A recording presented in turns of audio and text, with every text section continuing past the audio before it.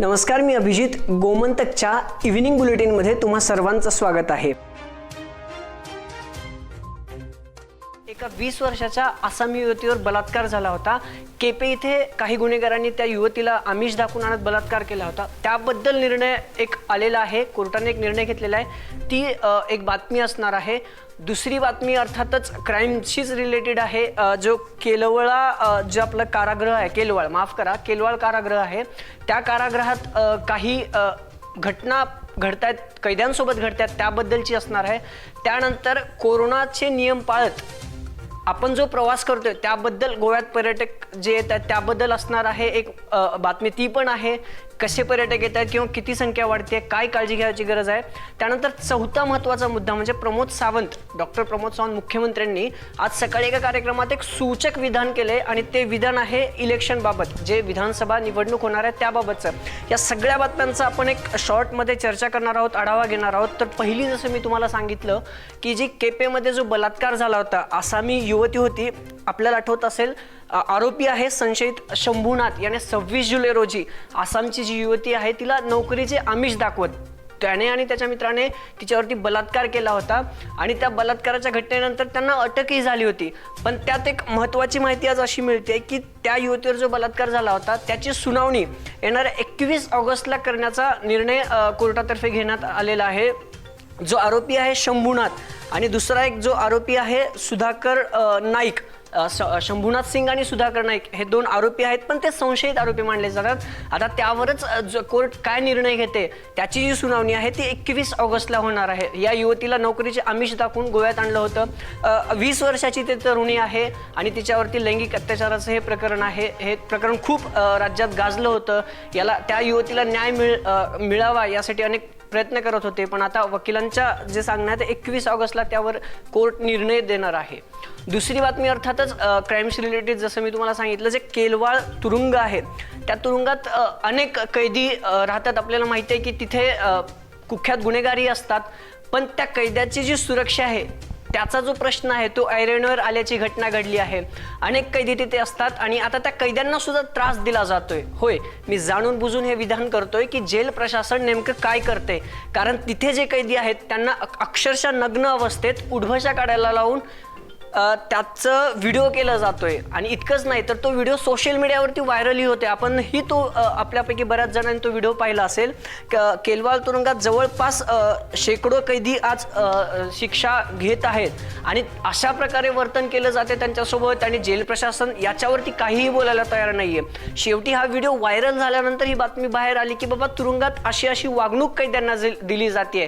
तर आता तरी जेल प्रशासन यावर बोलणार का, आणि जे गृहमंत्री आहेत किंवा ज्यांच्याकडे गृह खातं आहे हे कधी यावरती विधान करणार आणि जेल प्रशासन यातून कधी काही धडा घेऊन असे गैरप्रकार केलवाळ तुरुंगात थांबणार, हा प्रश्न सामान्य जनतेला नक्कीच पडतोय. त्यानंतर पुढची बातमी आहे कोरोना संदर्भातली. गोवा हे राज्य पर्यटनासाठी किती महत्त्वाचं आहे हे मी तुम्हाला सांगायची गरज नाहीये. गोव्यात पर्यटक जगभरातून पर्यटक येतात, त्याचा आनंद घेतात. पण सध्या लॉकडाऊन आहे, संचारबंदी आहे. लॉकडाऊन काही प्रमाणात शिथिल झालाय, पण पर्यटकांवरती जी बंदी आहे, पर्यटक जर येत असतील तर त्यांना कोरोनाचे नियम पाळणं, एअरपोर्टवर विमानतळावर आल्यानंतर कोरोना चाचणी करणं आवश्यक आहे. पण आत्ता जी माहिती समोर येते की रोज जे विमान येत आहेत आता अशात ती रहदारी वाढत चाललेली आहे. म्हणजे पर्यटक मोठ्या प्रमाणात येतात. आता कालचीच बातमी जर घ्यायची झाली तर एअर अरिबा हे जे दुबईहून येणारं विमान आहे त्यामध्ये जवळपास 160 पर्यटक एकाच दिवशी गोव्यात आल्याची बातमी येते. म्हणजे इतक्या मोठ्या प्रमाणावर पर्यटक गोव्यात येत आहेत. आता कोरोनाचे काही रुग्ण कमी होताना दिसत आहेत, मृत्यूदरही कमी झालेला आहे, पॉझिटिव्हिटी रेट वाढलेला आहे. मग प्रशासन पर्यटकांना संधी देतंय का, येण्यासाठी सांगतंय का? जरी सांगत असेल तरी कोरोनाचे नियम पाळले जात आहेत का? त्यासाठी नियम पाळूनच प्रवास करा. गोवेकरांना ही बातमी खरंच तुमच्यासाठी खूप महत्त्वाची आहे. बाहेरून पर्यटक येत आहेत, त्यांची योग्य काळजी घेतली जाते का प्रशासनाकडनं हे पाहणं महत्त्वाचं ठरणार आहे. पर्यटन खुलं झालं पाहिजे का, तर झालंच पाहिजे, कारण आपल्या गोव्याची आर्थिक नाडी जी आहे ती याच पर्यटनावर आहे. पण पर्यटन आर्थिक चक्र चालू असतानाच कोरोनालाही राज्याबाहेर थांबवणं हे एक आव्हान आपल्यासमोर असणार आहे आणि त्यासाठी नियम पाळूनच गोवेकरांना तुम्हाला प्रवास करायचा आहे.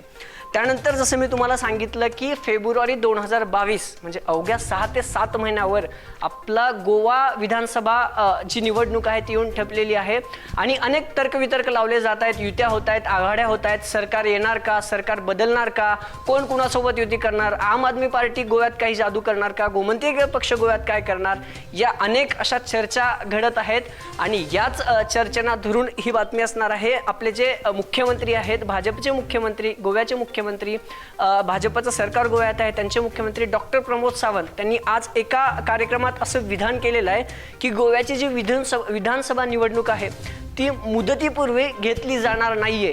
म्हणजे जी ठरलेली डेट आहे, इलेक्शन कमिशन जी डेट देईल अगोदर इलेक्शन होईल का, तर नक्कीच नाहीये. कारण स्वतः मुख्यमंत्र्यांनी सांगितलंय की जी विधानसभा निवडणूक होणार आहे ती त्याच वेळेत होईल, अगोदर कुठलीही निवडणूक घेण्याचा आमचा प्रयत्न नसणार आहे. या सगळ्या बातम्या आज गोव्यात महत्त्वाच्या होत्या, क्राईमच्या होत्या, काही बातम्या विधानसभा निवडणुकीच्या होत्या. अशाच अनेक ज्या बातम्या आहेत त्याच्याबद्दलचं अपडेट जाणून घेण्यासाठी गोमंतकच्या डिजिटल प्लॅटफॉर्मला सबस्क्राईब करा.